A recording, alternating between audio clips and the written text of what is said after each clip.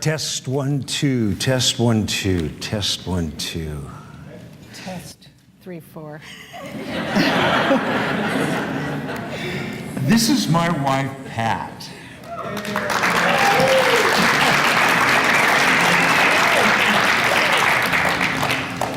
And I was thinking of a verse that was very appropriate for this morning. It's out of Job, and it says, "That which I fear has come upon me."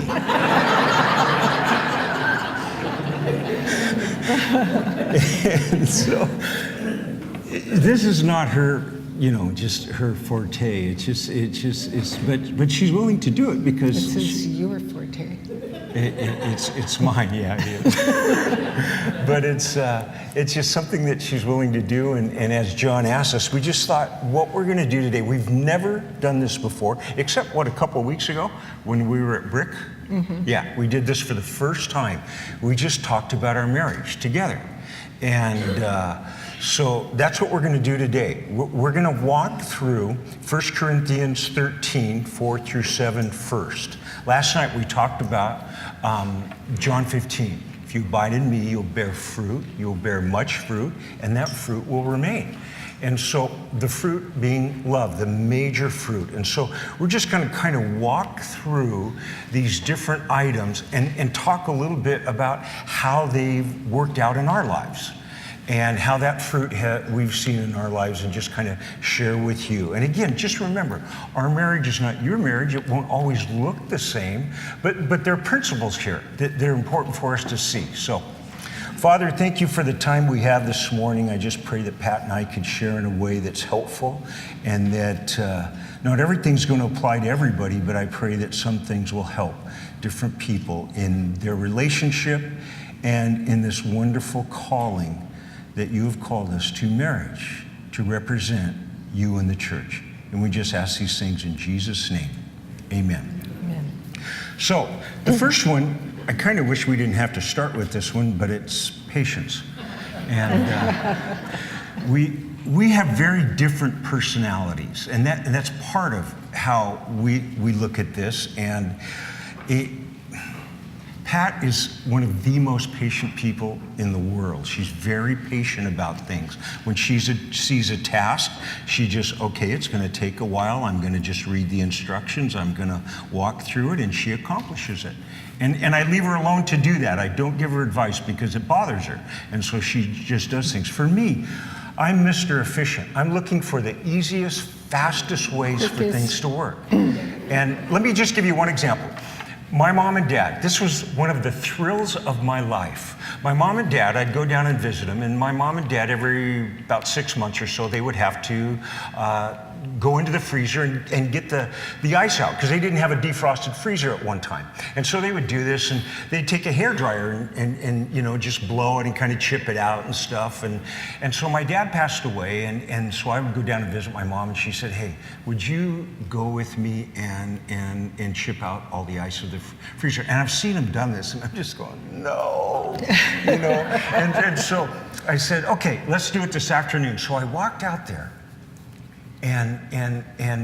This was in the morning. I walked out there, and we had gotten everything out, and I said, let's have lunch and we'll go do it later. So I looked at it, and I saw this basin that they had in the garage next to the washer dryer, and it had a hose bib on the faucet. And I thought, I can turn on the hot water and run it through the hose. So I turned on the hot water, ran it through the hose, squirted in. Literally 5 minutes, I was done. I was so excited. And the garage was a mess. The garage was a mess, but it dried. And I went in and I said, I'm all done. She said, "You're all done?" And I said, "Yeah, I'm done." And she said, and she walked outside, "It's done." And she says, "You mean your dad and I have been doing this for 2 hours, 3 hours every 6 months, and we could have done this?" And so that's kind of the way I look at life. That's how I look at life. How can I hose something down? What's the but the patience here, the patience we're talking about here is actually, there's a short term and there's a long term. It's actually called long suffering. And it's really what Jesus was talking about when Peter said, "Should I forgive someone 7 times?" And Jesus said 70 times 7. You're in it for the long haul. You're in it, you're committed. You know, it goes back to the commitment we made 43 years ago to love each other, death do us part, good and bad, we're committed. And we committed ourselves to each other, and I think by looking at Jesus, who is the greatest promise keeper of all, we've been able to keep that promise and faithful to each other. There's never been a time where we knew we weren't in it for the long haul. And that, in a sense, is long suffering. When you realize, for example, that you've made this commitment, and there's going to be times where it ebbs and flows. I mean, have you ever woken up and looked over at the mug next to you and thought, I don't love this person today? I mean, if you've ever thought, everybody feels that once in a while. Everybody goes through that. It ebbs and flows. And sometimes, like when Andy played that song, it's like, oh my gosh, I love her so much. I love him so much. But you're in it for the long haul. And there's just going to be times where it's really good and times where it's not so good. But that's okay. You get through those times. You're able to walk through those times. And that's where you have to be, especially, I think, with ladies. We feed off our very emotions so often. And you just can't do that. When you look at a commitment, you need to, it's a commitment. Sometimes you just have to gut it out. But that commitment makes you willing to go through the drier spells that we all have from time to time, Because there are some times where you're just going to get really frustrated with the other person. No.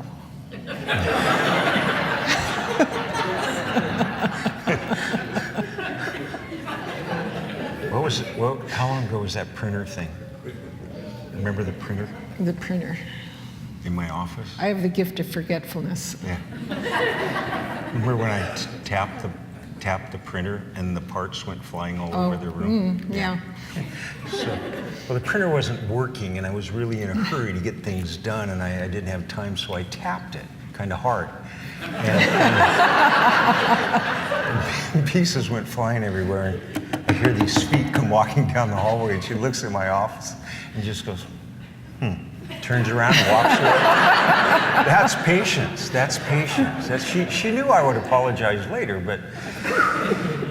So, patience.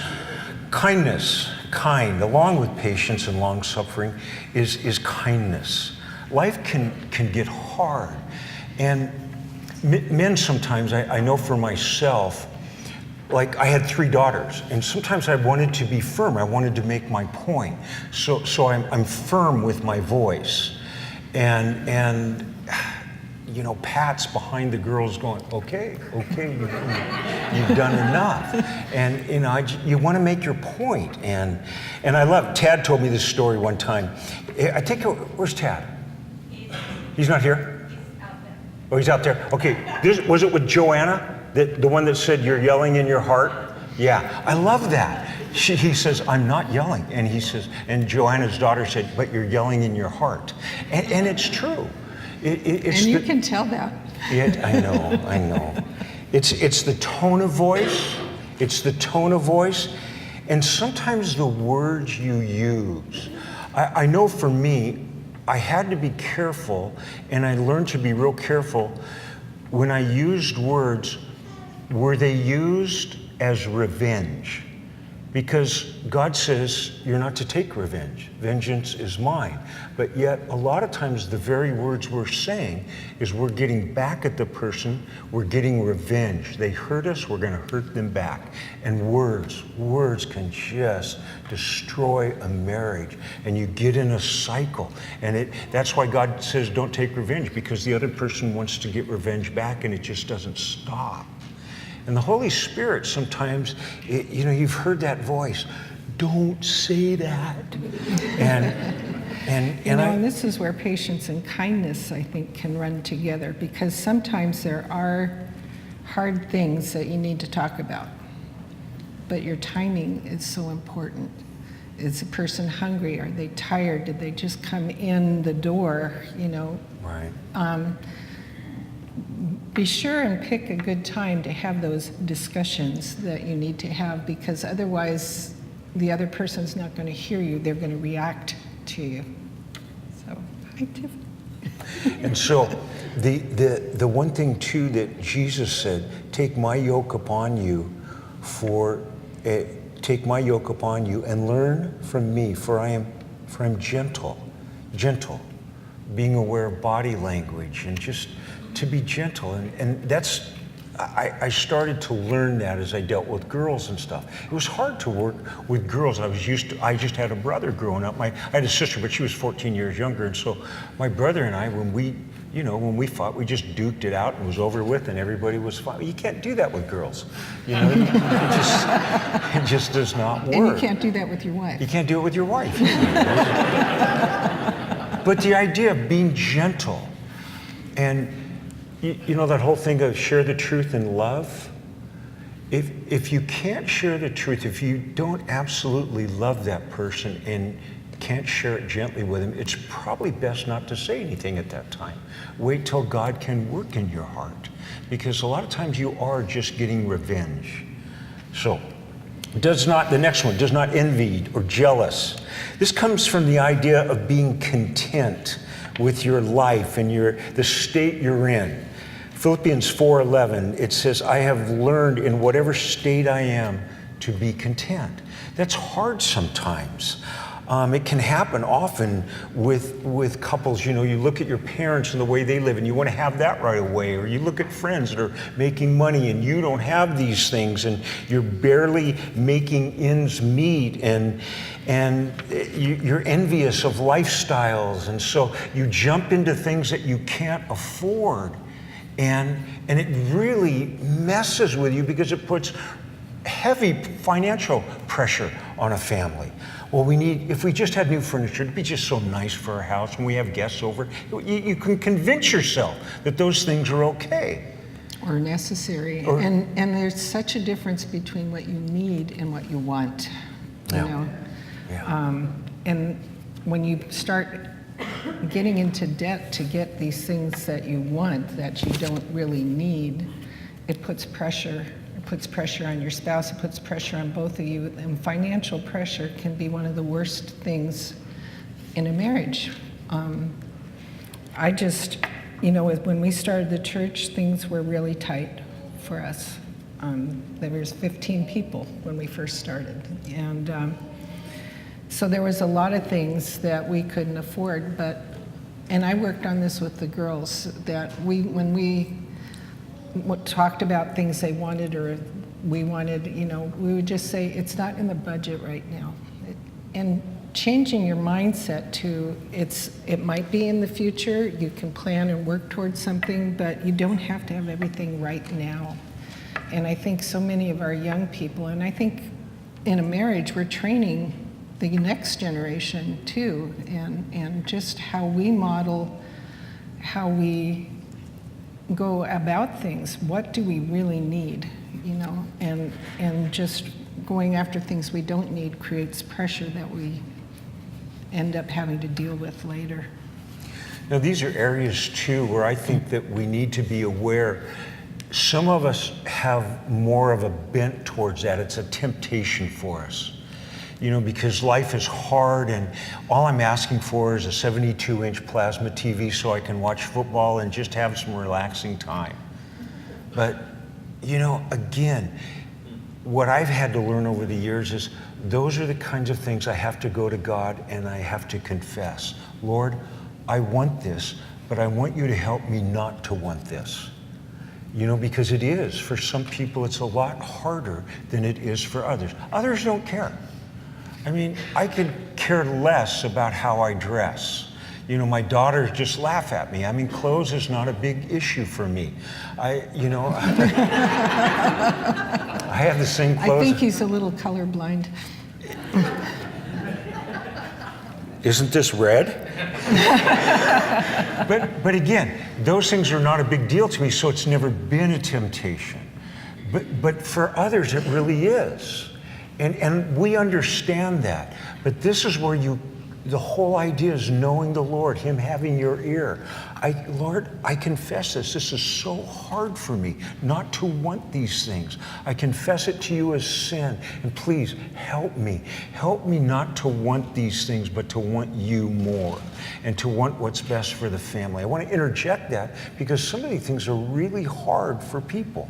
Yeah, I know there was a season that I couldn't go to people's homes that had really nice homes because we weren't there yet, and I found myself envying them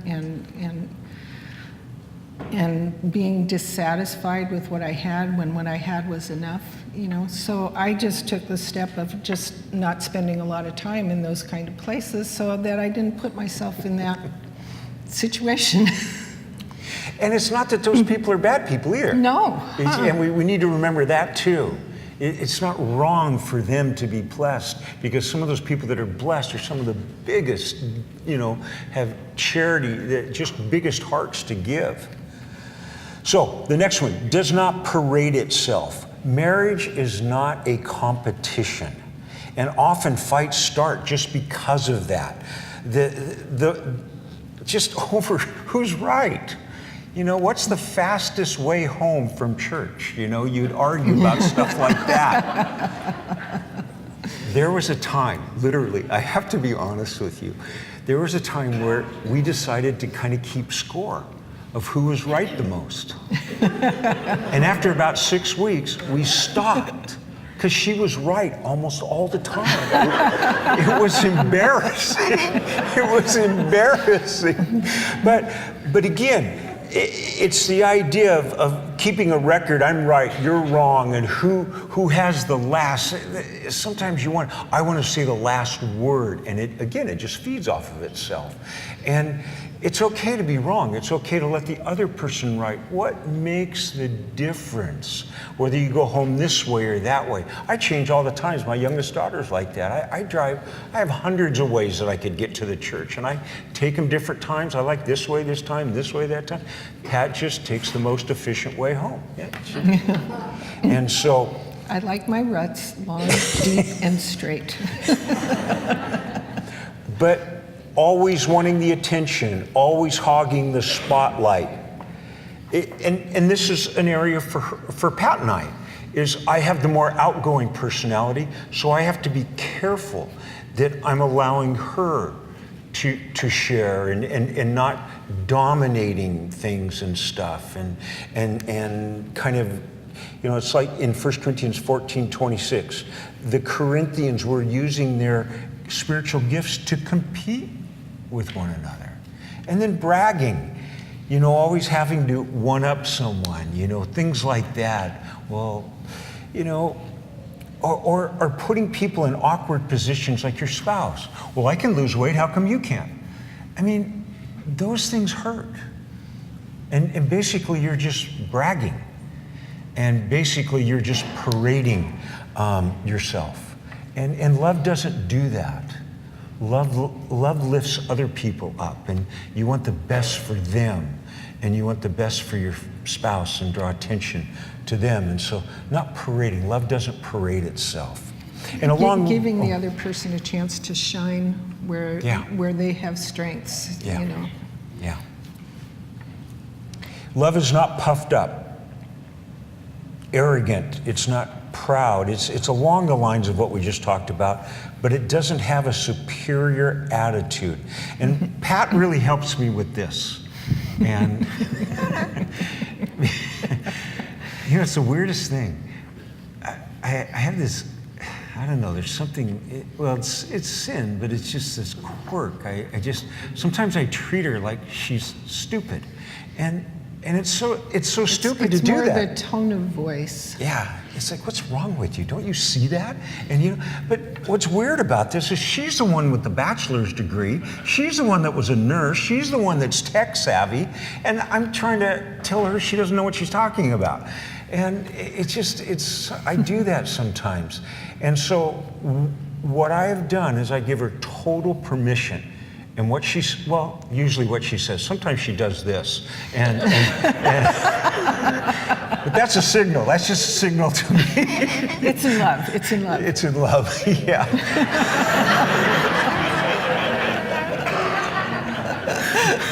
And I know, I got to... I'm real good at that. I got to stop right there. Danger, Will Rogers, danger. But she'll just say, you're doing it. That's all she has to say. And I realize, I'm doing it. I'm treating her like she doesn't know anything. And that's, love is not puffed up. It doesn't treat people. You know, and sometimes we love to laugh. And if you take yourself too seriously, you never can laugh at yourself. And you never can make fun of yourself. I love to laugh at myself because I can't believe I do some of the stuff I do. And we laugh about it. And it really does diffuse things. If you can see the ridiculousness of what you're actually saying or fighting about, you know, and stop and laugh about it, it brings everything down. And sometimes I think people sometimes in marriage feel like, well, you have to respect me. And you know, respect isn't something you can demand. It's something you earn over time. You earn the respect. And so some people that are demanding respect, they can't laugh at themselves. They take so much seriously. The next one is not rude. True Christian love will be socially and culturally and in some ways politically correct. I mean, I know that's a bad word for us, but there's a sensitivity to what others are going through, and it's just a demonstration of love. Not embarrassing. The thing that, I'll be honest with you, I think that the most difficult thing for me to experience when I'm around other couples is when a husband or wife is ridiculing or making fun of their spouse in front of others. That's so hard for me. It's so difficult. Especially when you realize that that is really making that spouse uncomfortable. Yeah, especially. You know, sometimes you can do that because both of you know that you can laugh about it. But there are areas that people are sensitive about it, and you need to stay away from that. And the thing is, in marriage, this should be the safest place you can be. You should be safe with each other. The only reason she's up here today is because she knows she's safe, or otherwise she wouldn't do it. And so you got to ask yourself, does my wife feel safe with me when she's around me? Does my husband feel safe around me? Or am I ridiculing them in front of other people? Maybe hoping that I can change them by that. But that's something you got to be so careful of. And love takes people's feelings into consideration. You don't want to hurt them, and especially when you know people's weaknesses. You know how to hurt them.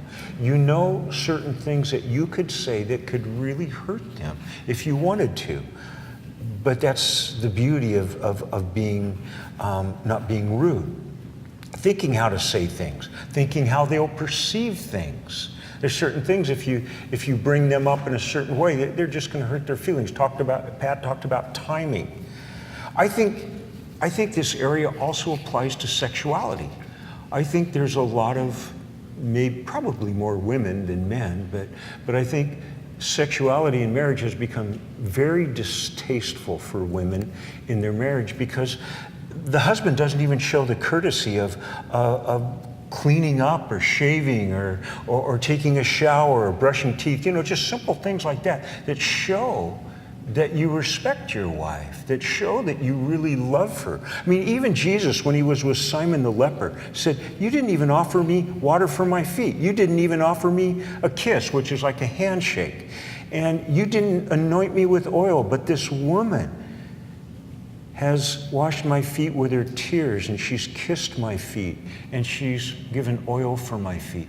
Just common courtesy in the marriage is when someone says, well, we're kind of turning into an old couple, we just kind of chip at each other. Why? Why is that acceptable as you get older? It should be just the opposite.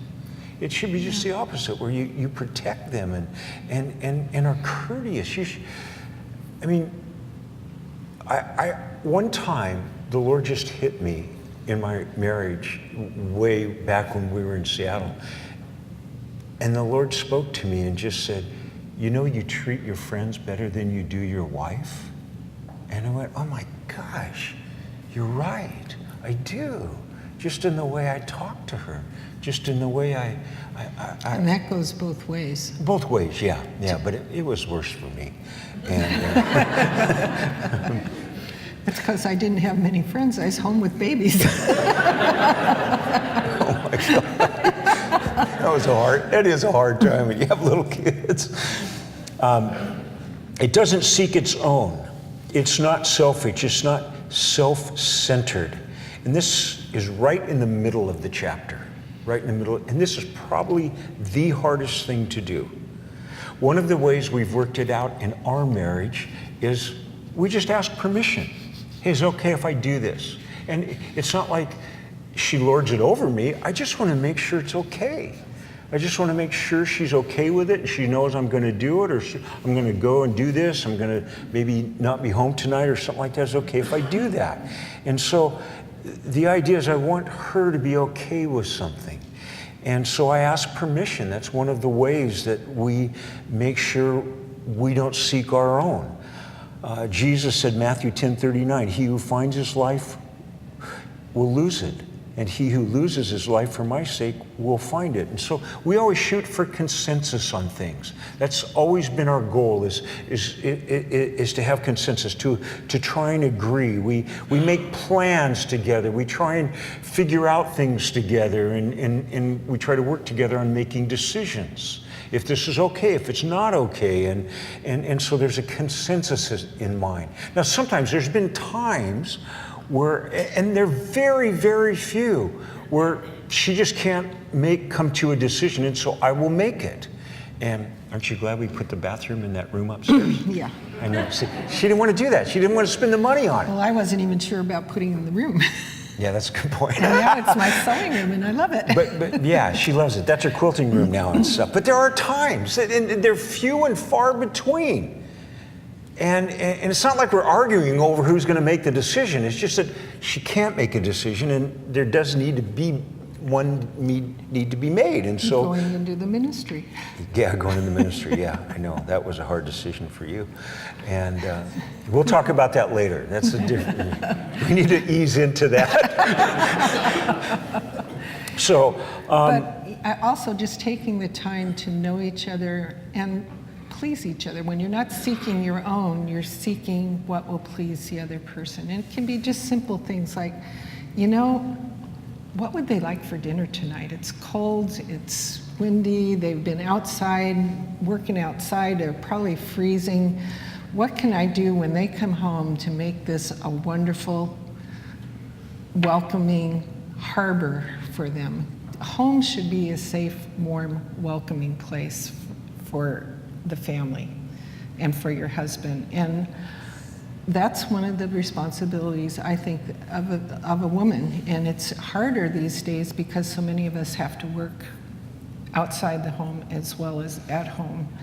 But the temperament at home, seeking to please the others in your home, I think falls a lot on us women. And it can make a huge difference on how your husband feels about coming home.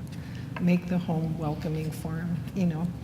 Run around and pick up. If it's a disaster, it doesn't have to be clean. Just get the clutter so he can walk in the door, you know, little things.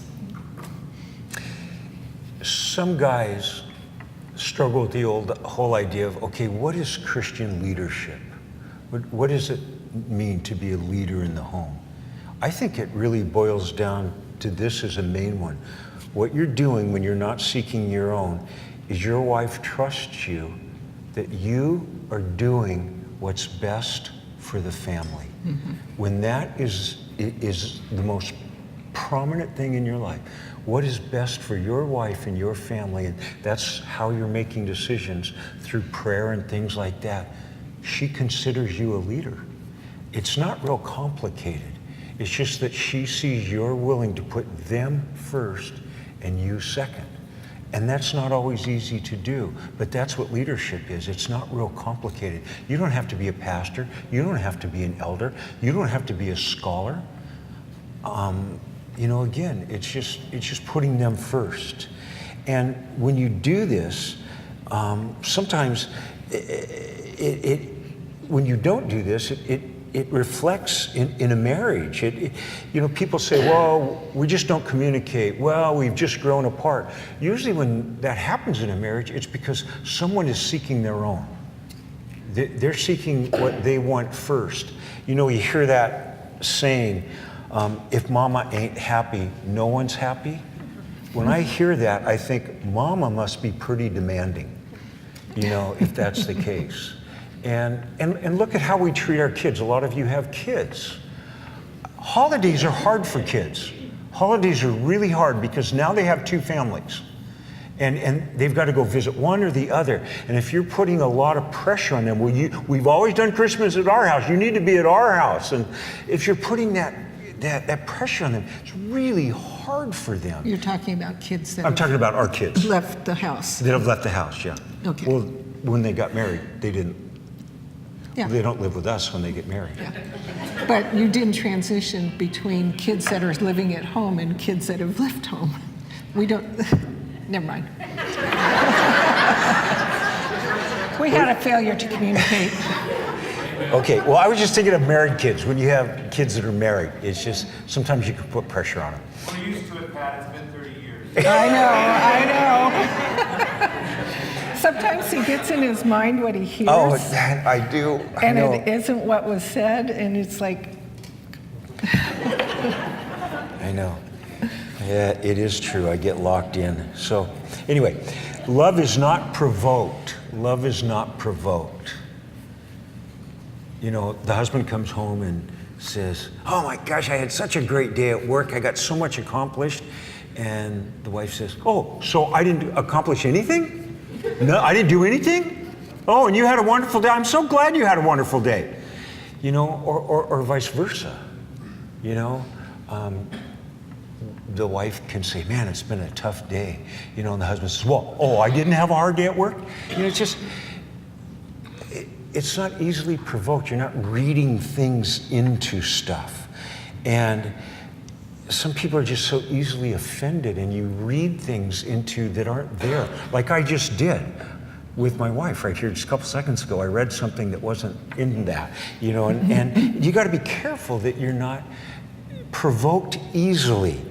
I watch my grandsons, and they're all boys, and they know how to provoke each other. And Grandsons are usually boys.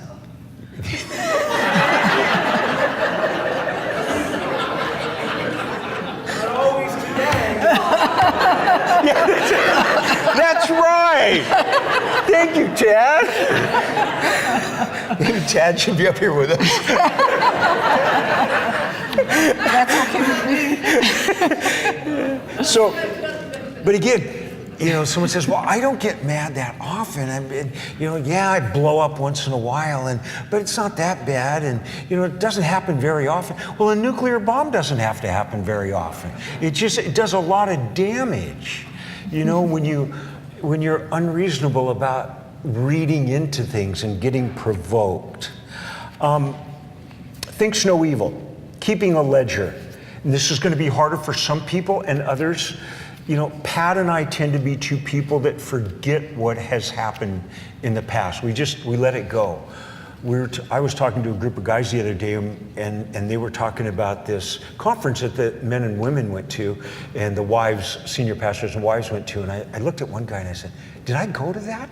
Did Pat and I go to that? He says, I don't know. I'm not sure if I went. And I'm thinking, I don't know that I even remember most of my life. We tend to let go of things pretty quick. And so it's not as big a problem just due to our personalities. But for some people, it's really hard. They hang on to things. It's like there's a little ledger. And so the idea of thinking no evil is not keeping track of things. And I think it's important to realize that Jesus tells us that forgiveness is not optional. If you don't forgive others, I won't forgive you. There's a serious breach of relationship when there's unforgiveness, and it's so important to be forgiving. And And forgiving. But at the same time, you can't demand forgiveness. Yeah, and I was going to make that point. I was going to make that point that when in your own life you can forgive, and the way I've chosen to forgive is that's helped me a lot. Is it's not only forgiving, but then in return you pray that God would bless that person. Lord, help me to forgive this. It really bothered me. I want to let it go, but I want you to bless this person. And when you start to pray for God to bless the other person, it's hard to remember what you were angry about. And the way it comes out a lot of times is always criticizing, becoming critical of a person, your home becomes a place of criticism rather than just joy and just, it's not uplifting, it's not edifying. And in this area, I think it's important that you are quick to repent. When you sense that you're unforgiving, repentance, and what I mean by that, again, I go back to what I've learned about confession and repentance. You confess it to the Lord and you say, Lord, I am hanging on to this and I don't want to hang on to it. Please help me. You got to help me because it's my nature to hang on to these things. And a lot of times it just comes out in criticisms or when you start to discuss things. Oh, you always do that. You did that 14 years ago on Saturday when we were down at the beach. You did that, and you're thinking, oh my gosh, I don't even remember what we did yesterday. And so you can tell when someone's hanging on to those things, and that's a poison. That bitterness is a poison. It poisons the relationship. And so it's so important to let go of those things. Okay, we'll do one more and then we're going to take a break. It doesn't rejoice in iniquity. It doesn't rejoice in iniquity. I will have to tell you, I am so thankful for Pat in this area because I have blown it many times over the years. And when I have apologized to her, she always says, how can I help? How can I help you?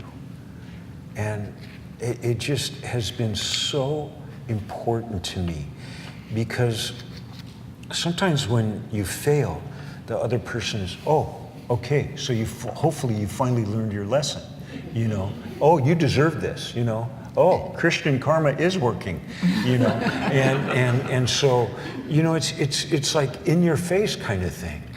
And if you shut people down that way, when they're sharing a weakness that they have, and it was very difficult for them maybe to confess whatever it was going on, if you're not gentle, not kind,